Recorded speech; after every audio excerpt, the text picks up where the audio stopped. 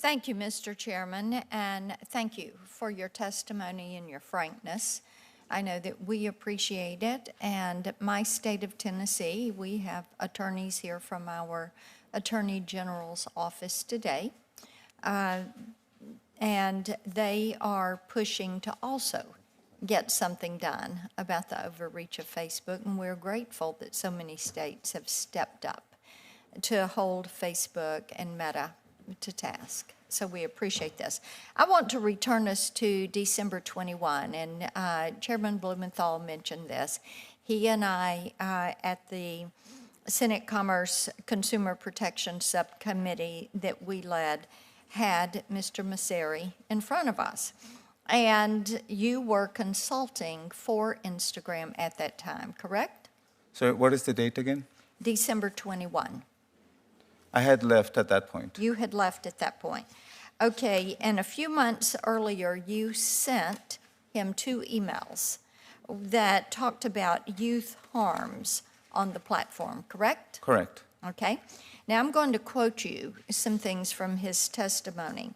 He said, and I quote, "We care deeply about the teens on Instagram, which is in part why we research complex issues like bullying and social comparison and make changes."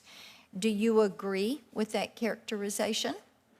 I agree with that they make research. I don't agree that they make changes. Okay, so they have the info, they take no action. He also said, "We don't allow people to bully or harass other people on Instagram and have rules in place that prohibit this type of conduct. We've also built tools that prevent bullying from happening in the first place and empower people to manage their accounts so they never have to see it," end quote. Do you agree with that?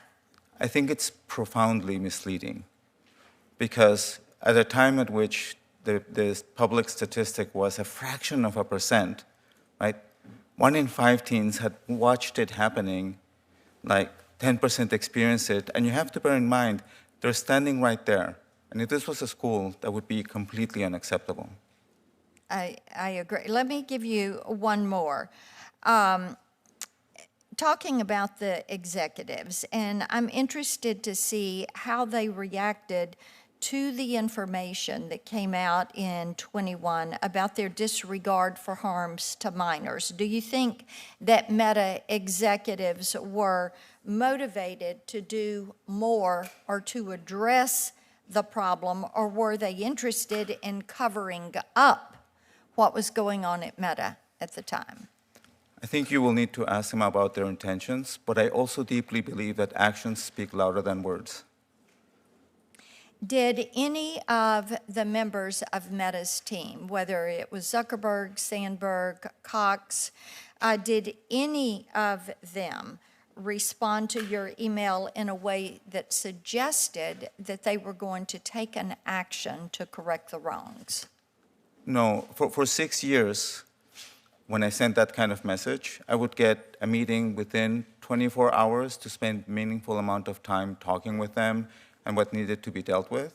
And in this case, the lack of response, the meeting sometime later, and then the lack of action, again, speaks about the fact that So they sloughed it off. That was my Money experience. was more important than protecting children. I think you should ask them that question. Okay. I would be interested to know who took responsibility for making policy determinations about youth safety. In one conversation you had with my staff, you suggested that Mark Zuckerberg had a hand in such decisions during your first stint at the company, but that when you returned, he would tell employees not to raise youth safety issues to him. Is that accurate? In my first stint, he, Chris Cox, and Cheryl would be who you raise these issues to, and they would engage very proactively. Having done that for 6 years, that's why I felt I was probably one of the most qualified people in the world to bring it to their attention.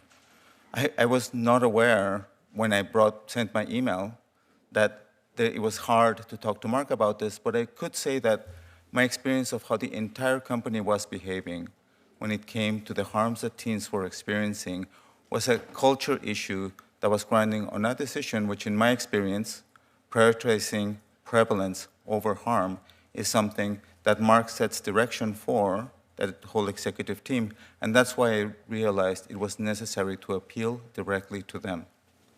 So they were aware, Correct.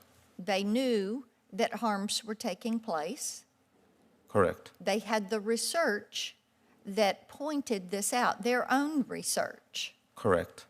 and they made a conscious decision to do nothing about it. Correct. Did they ever talk about profits as opposed to enacting these protections? Not in my presence. Not in your presence, okay. So other than Mark Zuckerberg, who would have claimed responsibility for dealing with youth safety and youth harms? Anyone? Adam Mosseri for Instagram. So Adam. Okay, thank you for that. My time's expired. Thank you, Mr. Chairman.